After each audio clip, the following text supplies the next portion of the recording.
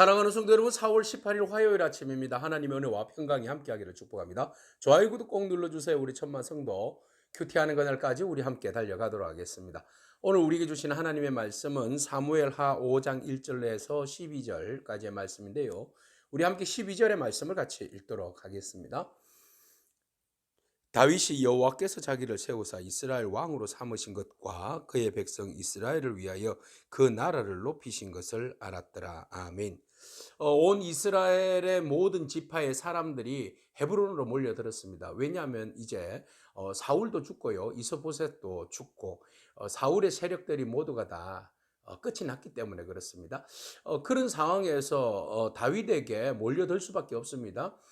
사무엘을 통하여서 다윗에게 기름 부어서 이미 이스라엘의 차기 왕이 될 것이라는 것을 이스라엘의 모든 지파의 사람들이 알고 있었기 때문이죠.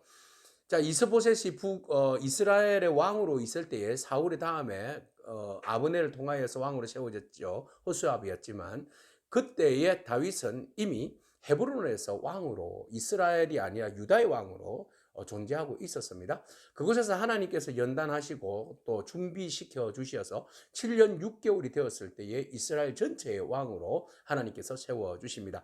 자, 북이스라엘의 사람들이 저 위쪽에 있는 사람들이죠. 네, 사울에게 속해 있던 사람들이라고 말할 수 있습니다. 이들이 다윗에게 왔습니다. 그리고 난 다음에 당신이 우리 모두의 왕이 되어야 합니다라고 말하죠.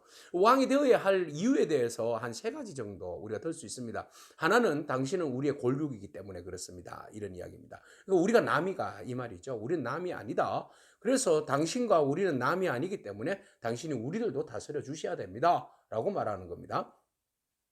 자, 두 번째가 뭔가 하면 실질적으로 당신이 우리의 그 왕의 그 아래에 있을 때에, 군대 장관으로 있을 때에 당신이 블레셋과 싸우고 했던 것들을 우리는 잘 안다. 그래서 당신이 이스라엘의 출입을 하게 되게 하신, 그런 출입하게 하신 분은 왕이셨다. 당신이 우리와 밀접한 관계가 있었다. 그렇기 때문에 당신이 우리의 왕이 되는 것은 당연한 일이다라는 것을 조건을 그 상황을 이야기하는 겁니다. 이런 이제 그 이야기를 하면서 한 가지 이야기를 합니다. 당신이 우리의 목자가 되어 주시고 우리의 주권자가 되어 달라고 이렇게 부탁하는 겁니다. 자, 이스라엘 왕이 되는 조건 중에 하나가 바로 목자요 주권자입니다. 목자는 어떤 역할입니까? 네, 말 그대로 양을 이끄는 사람입니다. 그래서 푸른 초장과 실만한 물가로 이스라엘 백성들을 평화 가운데 잘 이끌어 달라는 그런 말이죠. 주권자는 뭡니까? 룰러입니다. 잘 통치해 달라는 겁니다. 그래서 이스라엘 백성들이 억울한 사람 없도록 모든 백성이 주의 말씀과 하나님의 은혜 안에서 잘 살아갈 수 있도록 공의와 정의와 사랑으로, 의로 잘 다스려 달라, 이런 의미가 되겠습니다. 사울에게 기대했지만 사울은 참 다른 곳에 에너지를 소모했기 때문에 이스라엘 백성들이 성이 안 찼던 거죠. 결국 사울이 죽고 난 그 다음 자리는 사울이 채워주지 못한 부분에 대해서 기대하는 것이 있습니다.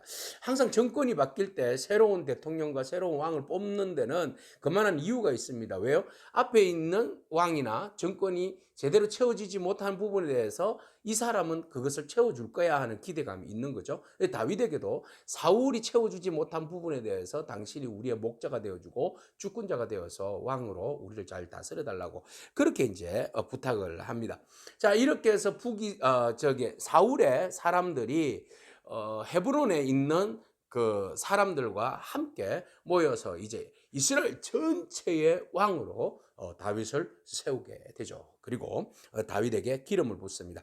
자, 다윗에게 기름을 붓고 언약을 맺는데요. 그들이 다윗에게 기름을 부어서 이스라엘의 왕으로 삼았다. 다윗은 계속 기름을 부음을 받아요. 네, 얼마 전에 헤브론에서 기름 부음 받았죠. 그 전에 또 한번 사무엘에게서 기름 부음을 받았습니다. 그래서 왕으로 기름 부음을 받은 다윗은 세 번 정도 기름 부음을 받습니다. 이번에는 이제 확실히 기름 부음을 받아서 이스라엘의 왕이 된 것입니다. 자, 이스라엘의 왕이 된 다윗은 4절 이후에 보니까 30세의 왕이 되었네요. 제가 지난번에 40세의 왕이 되었다고 그랬는데 수정하겠습니다. 30세의 왕이 되었고 헤브론에서 7년 6개월, 그리고 예루살렘에서 33년을 다스립니다. 그래서 40년을 통치했다. 정확하게는 년 6개월 뭐 이 정도 이야기가 되겠습니다. 자, 이렇게 해서 예루살렘에서 33년을 다스리게 되는데 오늘 당장 예루살렘이 등장하게 됩니다. 그러면 예루살렘으로 수도를 천도하게 되는데 그때 당시 아직까지 땅이 분배되었지만은 예루살렘은 아직 여전히 여부스 족속들이 살고 있었습니다. 여부스 족속들이 살고 있었던 그 여부스 성, 예루살렘 성은 난공불락입니다. 높은 구릉지에 있기 때문에 공격하기가 참 어려운 그런 장소입니다. 근데 하나님께서 다윗을 통하여서 그 땅을 차지하게 하셨는데 이들은 처음에는 웃었죠. 너희들이 뭐냐? 네. 너희들이 어찌 우리를 침범하느냐? 그러면서 이제 굉장히 비아냥거렸는데 맹인과 다리 저는 자라도 너희들을 물리치리라 뭐 이런 우스갯소리를 했습니다. 결국은 그것이 이제 반대가 되어서 다윗이 그 성을 차지하게 되고 그 성 이름은 시온성, 다윗성이라 이렇게 이름을 짓게 됩니다. 그 성을 뭐 탈환하는 데는 물길 가장 작은 부분이죠. 샘물길을 통하여서 들어가서 그 성을 무너뜨리고 이제 다윗이 그곳에 왕이 되었던 것입니다. 자, 그러면 예루살렘을 그 수도로 옮기는 이유는 있습니다. 이스라엘 전체를 통합해서 다스리려면 수도가 필요하죠. 그 수도가 지금 현재로서는 헤브론 저 남쪽에 있지 않습니까? 남쪽이 어떻게 위쪽 사람들까지 다 다스릴 수는 없는 겁니다. 그래서 어느 정도 중간 지점으로 올라와야 되는데 그 지점이 예루살렘으로서는 딱 좋은 자리다. 그래서 하나님이 예비하셨고 그곳에 있는 여부수 족속을 하나님이 몰아내 주셨고 그곳에서 다윗의 성을 더욱더 견고하게 세우게 됩니다. 자, 이렇게 견고하게 세웠는데요. 10절의 말씀에 보니까 만군의 하나님 여호와께서 함께 계시니 다윗이 점점 강성하여 가니라. 아멘. 예, 하나님이 함께 하시니 다윗이 더욱더 강성해 가더라. 이것이 초점입니다. 하나님이 함께 하시면 그는 강성해진다. 그러면은 여기에서 함께 하신다는 말씀의 뒤에는 행간에는 뭐가 있어요? 다윗이 순종이 있어요.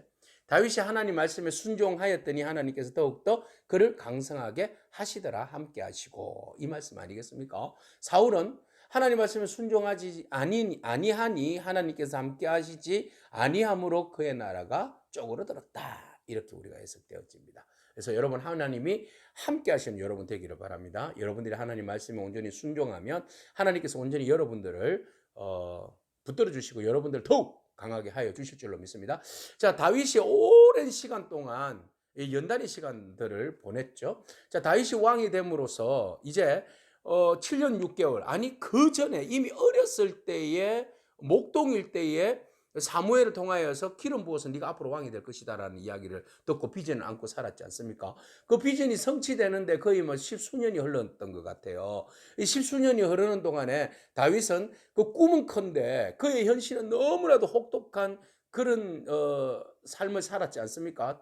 사울로부터 계속 도망 다녀야 하는 그런 삶 말이죠. 예, 이런 삶을 살았을 때에 하나님이 나에게 꿈 주신 거 맞나? 비전 주신 거 맞나? 포기해야 되는가? 이렇게 생각할 수 있어요. 그 꿈은 나에게 있어 개꿈이었나? 이렇게 생각할 수도 있잖아요. 그런데 다윗은 더디더라도 하나님의 비전을 붙들고 있었던 거죠.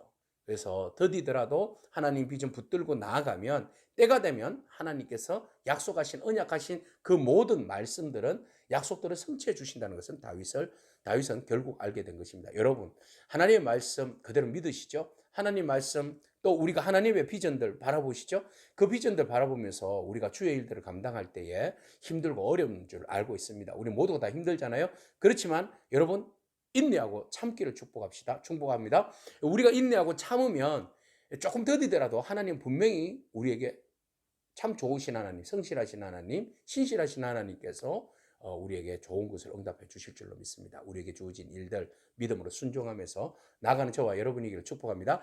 자, 이렇게 하여서 다윗은 결국 이스라엘의 그 왕이 되어서 예루살렘에 다윗성을 세우게 되는데요. 이게 이제 주변에 소문이 난 겁니다. 두로 왕 히람이 다윗의 집을 짓게 하기 위해서 사절단을 보내는데 백향목도 두루와 시돈의 백향목이 유명하잖아요. 시리아 쪽에. 그래서 그쪽에 있는 백향목 그리고 목수, 석수 다 보내어서 다윗의 집을 또 견고하게 지어줍니다. 자, 이렇게 해서 다윗은 더욱더 견고하게 되는데 12절에 보니까 다윗이 여호와께서 자기를 세우사 이스라엘 왕으로 삼으신 것과 그의 백성 이스라엘을 위하여 그 나라를 높이신 것을 알았더라.